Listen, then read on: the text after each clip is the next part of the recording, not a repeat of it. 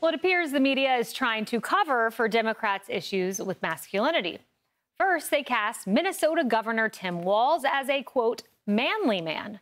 Now there's this, a Washington Post op-ed, I could not believe this, calling second gentleman Doug Emhoff a, quote, modern-day sex symbol. It reads in part, Emhoff is secure enough with his own masculinity to sometimes prioritize his wife's ambitions over his own. What a hunk. That's the Washington Post. Can you believe that? That headline is part of a growing media narrative that centers around manhood in the 2024 election, claiming that, quote, two versions of masculinity are on the ballot.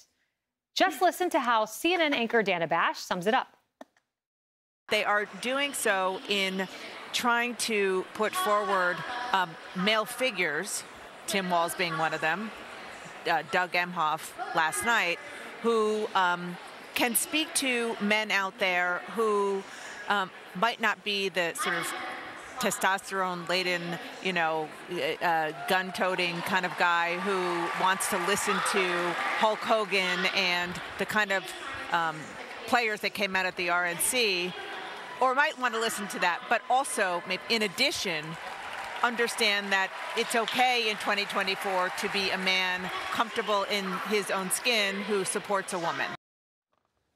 The testosterone-laden men, got to be on the lookout for them.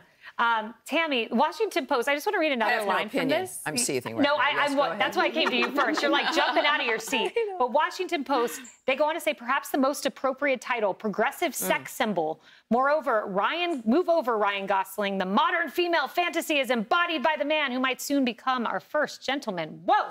Yeah, you know, stereotypes, right? The stereotypes, but also the underestimation. Who do they think they're appealing to? Do they think it's their own base who, like, is still struggling with what a man is? Or are they assuming that conservatives need to hear this somehow? It's an astounding dynamic, and I would say we must reject, this is an effort to make everything personal. Deeply personal, all about moving the gender argument, that it's gender issues. Let me tell you something that matters to both men and women, regardless of how you present yourself.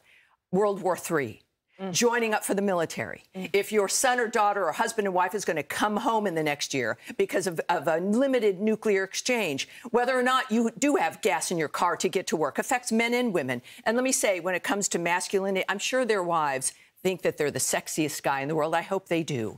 But, you know, from Emhoff and his marriage previously, the nature of cheating on one's wife, that's not a masculine trait. That's a cheater's trait.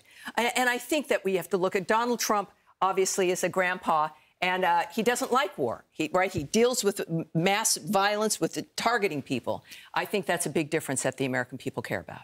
Kevin, I think there's something interesting going on beyond the surface of all this, and I'm curious if you've seen this just in your day-to-day life and in your business. And New York Times hit on it. They said on one side are young women who are very liberal. On the other side are young men, some of whom feel that rapidly changing gender roles have left them behind socially and economically, and see former President Trump as a champion of traditional manhood. I have a completely different take on all of this narrative, which has been around for a couple of years now. To me, it's verbal poo-poo. And here's why. I almost said that. You know, I look at the world I live in, 55 companies now, probably 10,000 employees in them.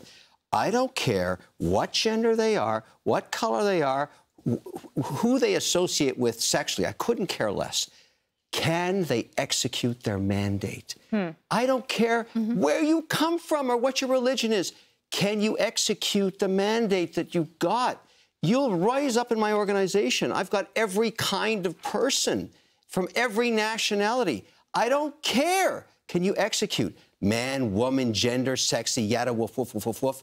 I sit them down and say, here's a task. Can you get it done? Yes or no? If you can get it done, you're going to move up. You're going to make more money. If you can't, I'm going to fire you. You know, Cheryl, there's an interesting piece in the Wall Street Journal, and they mention, you know, women are supporting Kamala, Trump are supporting, has the male vote, and they're saying, where's the outreach from either campaign to the other group? And for Trump, you know, I'd love to see them embrace Rubio's agenda of supporting vulnerable women, but from Kamala, there was no outreach to men this week at the DNC, zero whatsoever, despite being 15 points behind in the polls. I noticed that. And the other thing is that, to Kevin's point, this is why DEI is now less and less a part of U.S. corporations and some multinational corporations, because it doesn't work and it is pandering and it doesn't make sense. At the end of the day, talk to us about what matters to us: taxes, home prices, gasoline, groceries. That's what's going to connect. But the fact that you're targeting a group based on gender doesn't make sense. And I think it's pandering, and I think it's frankly just stupid. Emily, and I do want to pull up that poll I mentioned. It's New York Times, Siena, and it's Trump leading among men 55-40.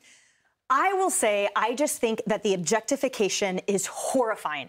If this was the potential incoming female spouse and the Wall Street Journal, Washington Post, New York Times ran things like that, do you think people would accept that? So what makes it okay that it's a man, first of all? So I am so turned off by them shoving that down our throats. Secondly, Ryan Gosling, please do not go anywhere for the love of God. Not at all, and not for Doug Emhoff. And thirdly, and here's what I find so telling. After the DNC concluded, the New York Times, the bastion of light and illumination, ran a political fashion piece that compared the men and talked about their uniforms. And they called J.D. Vance's beard an emblem of He-Man frontiersmanship that reflected his more traditional approach to gender roles. Now, of course, they cut him down. Yes, and they said a lot of more things about why that's terrible. They then went on to talk about Walz and to say how his regular guy cred, his penchant for plaid shirts, Carhartt, Filson, and other costumes of regular guyhood, how attractive that was. And yet the whole point is you see the same brands and the same types of clothes on people like Donald Trump, on Don Jr. and everyone, right? The whole point is everyone wears it. It doesn't matter. But the media will always make it sound that it is toxic if it's on the back of someone that votes Republican, and it is the next best thing if it's on the back of someone that votes with a D. But they can keep Doug Emhoff, and they can keep this objectification. Those are really stunning examples. And I mean, I think the American people notice at some point, like, Joe Biden gets Vogue covers, Melania Trump does not. I mean, the disparity is rather clear. Hey, Sean Hannity here. Hey, click here to subscribe to Fox News YouTube page and catch our hottest interviews and most compelling analysis. You will not get it anywhere else.